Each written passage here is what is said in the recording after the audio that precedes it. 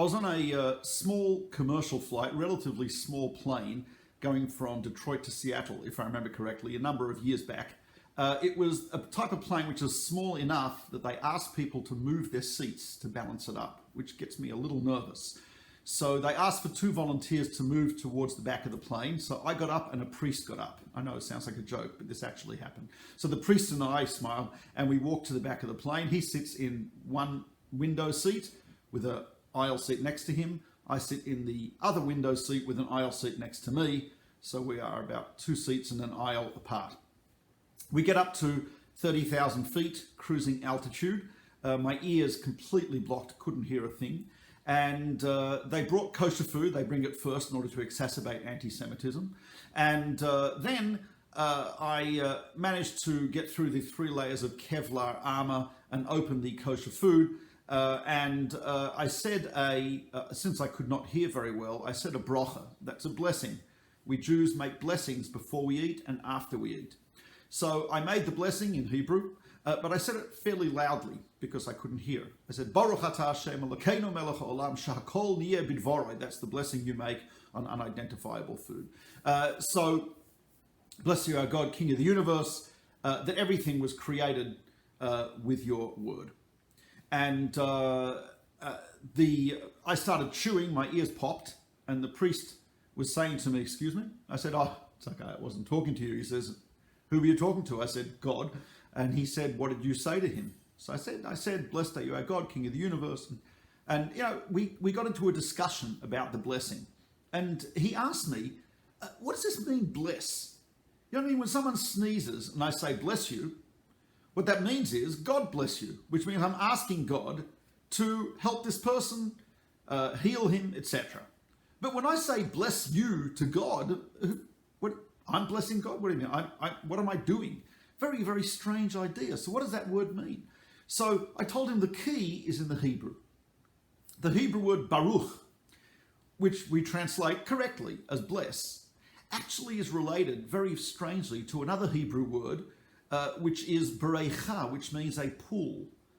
A pool, not a swimming pool, although in modern Hebrew, berecha is a swimming pool, but in biblical Hebrew, berecha is the pool which when a spring bubbles out of the earth, there's a pool where the water first collects. That is the source of the spring. And that's the source of the water that comes from the spring. And that's called a berecha. So it's interesting, when we say God bless you, Baruch, we're actually describing God as the pool from which everything flows, the spring from which everything comes. So when I say Baruch, blessed God, meaning what I'm saying is it's really more of a description and a praise than a prayer. It's saying, God, you are the source of absolutely everything. Okay? Everything comes from you. That's the meaning of the word Baruch. And then we go on to say, Atah, you. And when I say you, that describes a personal relationship, me and you. When I speak to you and I say you, that means you're here. I'm speaking directly to you. So we say, blessed are you, God, you are the source of everything, you with whom I have a personal relationship, because every human being has a personal relationship with God. We then say, Hashem Elokeinu, Lord our God. Describing him as Lord means he is the master of everything and was, is, and will be.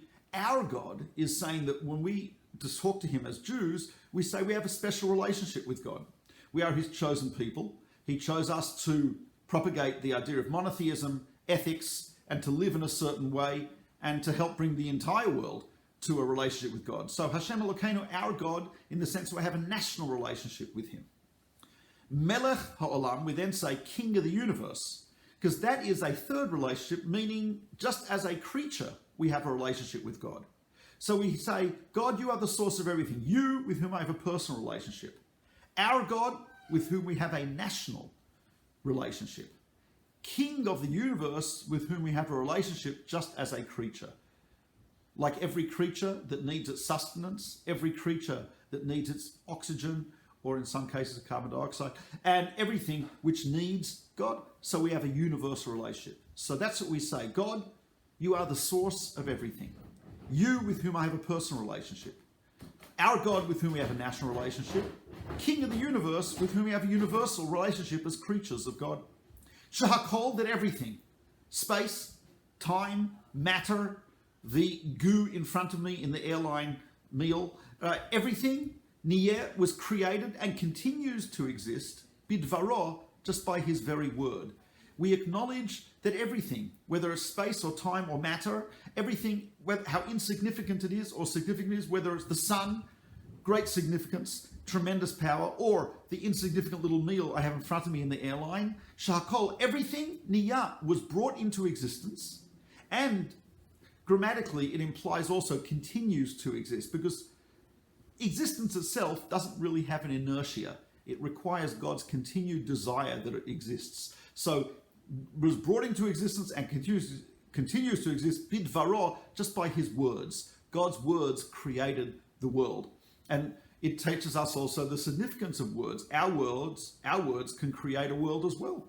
Meaning, the world that we live in is created by the words that we say to a very, very great major degree.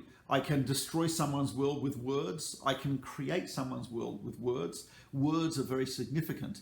They are the expression that take the thought, the infinite spiritual thoughts, and put it into the physical world, transfer those thoughts to someone else. When God created the world, he took the infinite wisdom of God and he condensed it, so to speak, into a physical world. Not the whole thing, because but he hid himself in this physical world. And so therefore the word, very, very important. And so that's the blessing. We say, God, the source of everything, you with whom I have a personal relationship, our God with whom we have a national relationship, King of the universe with whom we have a universal relationship just as creatures, everything, space, time, matter, and the food I'm about to eat, Niyeh, existed, was brought into existence, and only continues to exist, bidvara, by your word, your creative words, the power of your words. That is what I said to the priest over the journey from Detroit to Seattle.